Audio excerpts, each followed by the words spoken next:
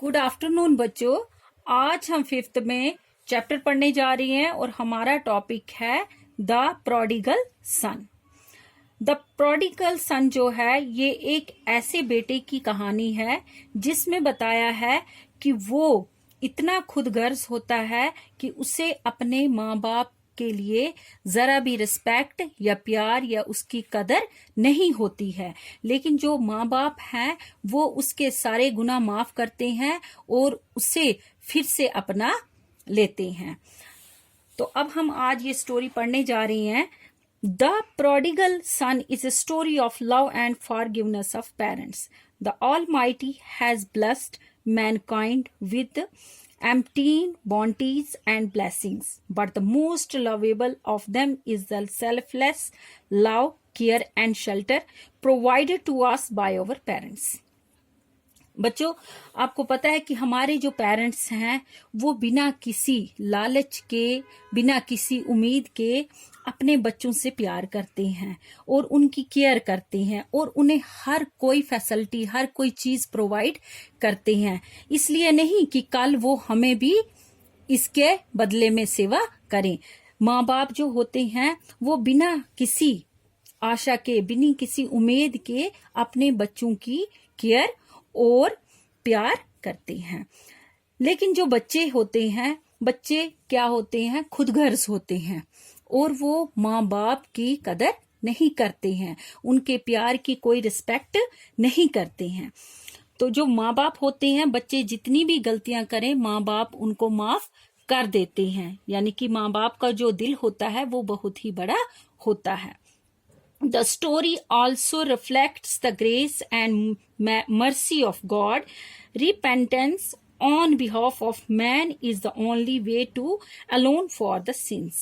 तो इस स्टोरी में बताया है कि इंसान जो है, यानी कि इंसान की तरफ से अगर कोई इंसान पाप करता है, गुनाह करता है, तो खुदा उसके गुनाह तब माफ करता है कि जो गुनाह उसने किए होते हैं उन गुनाहों का फल अकेले उसे ही भुगतना पड़ता है। तो जो है इंसान अपने गुनाह जो है वो खुद करता है। तो यहाँ पे हम पढ़ेंगे अपने गुनाहों को मानता है, तो वो मतलब इसको बताया है पश्चाताप करता है। जो गलती उसने की होती है उसको जो वो स्वीकार करता है तो खुदा उसे माफ कर देता है। अगर कोई भी इंसान जितने भी पाप करे तो खुदा उसे तब माफ करता है अगर वो अपने गुनाहों को क्या कर दे, उनका पश्चाताप करे, उनको स्वीकार करे, अपनी गलती माने, तो उसे खुदा भी माफ कर देता है। तो इसी तरह से ये उसी के अकॉर्डिंग ये स्टोरी है। अब हम ये पढ़ेंगे। There was a rich man who had 2 sons. He loved his sons very much. The elder son was hard-working and obedient, but the younger one wanted to enjoy without working hard. एक दफा की बात है कि एक अमीर आदमी था, रिच मैन होता है, एक अमीर आदमी था और उसके कितने बेटे थे? 2 बेटे थे। तो वो जो बेटे थे वो अपने दोनों बेटों से एक जैसा प्यार करता था, क्योंकि जो पेरेंट्स होते हैं उनके लिए सारे बच्चे एक जैसे होते हैं, वो नहीं किसी को कम और किसी को ज्यादा प्यार करते हैं, उनकी नजर में दोनों बच्चे एक जैसे होते हैं। ऐसे ही ये जो रिच मैन था ये भी अपने दोनों बच्चों से एक जैसा प्यार करता था। लेकिन जो इसका बड़ा बेटा था वो बहुत ही मेहनती था और माँ बाप का वो हुक्म मानता था, उनका कहना मानता था, जो भी माँ बाप कहते थे वो उस बात को मानता था। बट द यंगर वन, लेकिन जो छोटा वाला था, जो छोटा बेटा था, वो सिर्फ अपनी लाइफ एंजॉय करता था और वो बिना मेहनत के सब कुछ पाना चाहता था। He wanted to live a life of absolute freedom. He did not want to share any responsibility as he had an eye on his father's property. तो अब जो इसका छोटा बेटा था वो बिल्कुल कोई भी काम काज नहीं करता था, तो लेकिन वो अपनी जो जिंदगी है बिल्कुल आराम से गुजारना चाहता था, बिना किसी काम काज के, बिल्कुल बेफजूल इधर उधर वो घूमता रहता था और वो कोई भी घर की जिम्मेवारी नहीं लेना चाहता था। तो सिर्फ उसकी नजर किस पे थी? अपने जो पापा की प्रॉपर्टी थी उस पे उसकी नजर टिकी हुई थी। he said to his father, "Father, give me the share of the property that belongs to me." तो एक दिन उसने क्या किया, अपने पापा से कहा कि जो भी मेरे हिस्से की प्रॉपर्टी है आप मुझे दे दो. Inheritances were normally given when the father died.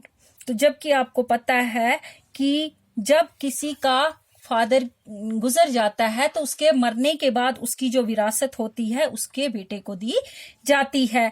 तो बाप सोच रहा था कि अभी मैं जिंदा हूं और मेरा बेटा आज ही प्रॉपर्टी में शेयर मांग रहा है. This brazen demand for an early division of estate was selfish and immature, but the father divided his wealth between the two sons. तो अब क्या हुआ कि ऐसी जो ये हरकत थी, ऐसी बेशर्मी जो थी, यानी कि जिस हिसाब से वो अपने बाप से हिस्सा मांग रहा था, बेशर्म होके वो अपने बाप से डिमांड कर रहा था, यानी कि अभी उसके जीते जी वो अपना हिस्सा अपने बाप से मांग रहा था. तो बाप ने सोचा कि ये बहुत ही खुदगर्ज हो गया है. तो इसके बाप ने क्या किया, अपनी प्रॉपर्टी के 2 हिस्से कर दिए इन 2 बेटों में. एक हिस्सा बड़े को दिया और एक हिस्सा छोटे को. Not a long time afterwards, the younger son traveled to a distant land where he wasted his money. He lavishly denied wine and gambled. तो अभी इतना टाइम नहीं हुआ था कि ये बेटा जो है, ये छोटा बेटा, तो ये दूर ये अपना हिस्सा लेके चला गया. तो इसके हिस्से में जो भी जमीन थी अपना हिस्सा इसने लिया और दूर चला गया. तो वहां पे इसने क्या किया, जितने भी इसके पास प्रॉपर्टी के पैसे थे वो इसने अपने ऐशो आराम में खर्च कर दिए, यानी कि शराब पीने लगा, जुआ खेलने लगा. तो लेविशली होता है आरामदायक, तो अपनी जो जिंदगी है बड़े ही आराम से गुजारने लगा. At last, when he had spent even the last penny, he almost starved to death. तो पैसे जब तक थे तब तक तो उसने वो खर्च किए, लेकिन at the last penny, और जब वो लास्ट समय आ गया, एक एक करके सारे पैसे खर्च हो गए, तो उससे भूखा रहना पड़ा, यानी भूख के कारण यहां तक कि उसके मरने की नौबत आ गई. There came a terrible famine throughout the country that made living harsh. He had no money, no home, no live in, and nothing to eat. He badly needed a job.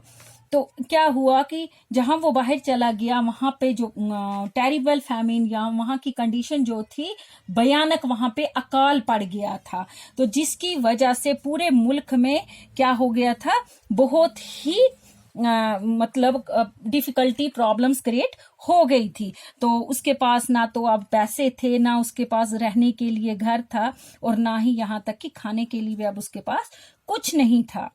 तो उसकी जो नौकरी थी वो भी अब खतरे में आ गई थी. तो वो अब चाहता था कहीं पे मुझे कोई काम काज मिल जाए ताकि मैं अपना पेट पाल सकूं. So he went and hired himself to one of the inhabitants of that country, who sent him on to his fields to feed animals. तो अब काम काज की तलाश में वो उस कंट्री के एक आदमी के पास चला गया और वहां उसने उससे कुछ काम मांगा, और उस आदमी ने उसे अपने खेतों में जानवरों को चारा खिलाने के लिए रख दिया. He longed to make a meal of the pods the animals were eating, but no one gave him anything. तो उसकी इतनी बुरी हालत हो गई कि कभी कभी जो जानवरों को चारा दिया जाता है वो चारा खाने की भी उसकी नौबत आ गई, और but no one gave him anything, लेकिन कोई भी उसे कुछ नहीं देता था, यानी उसको खाने पीने के लिए कुछ नहीं मिलता था. तो आज बच्चों मैंने आधा ही चैप्टर आपको पढ़ाया है, तो उससे आगे हम कल पढ़ेंगे. अब इसमें यहाँ पे कुछ ग्लॉसरी वर्ड्स मैंने यहाँ पे लिखे हुए हैं जो कि आप इनको याद करोगे. प्रोडिगल उसको कहते हैं जो बहुत ही बेफजूल पैसा खर्च करता है, जो कि उसका छोटा बेटा था. One who wants one's money, यानी कि बाप दादू की जो प्रॉपर्टी थी जिसको लोग मतलब वो खर्च करता है, जो दूसरों की चीजों को मतलब खर्च करता है बेफजूल. Forgiveness, begged forgive. Emptying, बहुत, very. bounties, reward, repentance, remorse, sins, wrong, brazen, without embarrassment, lavishly, luxurious manner, stop, to suffer, pangs, physical pain, consciousness, feel, embraced, happiness। तो यहाँ पे जो ये वर्ड्स हैं इनके ग्लॉसरी दी है, तो आप ये अच्छी तरह से अपनी बुक के पीछे भी देखना, वहां पे भी ये दी हुई है, तो ये आप अच्छी तरह से समझ सकते हो। ओके, इससे आगे हम कल पढ़ेंगे। Thank you.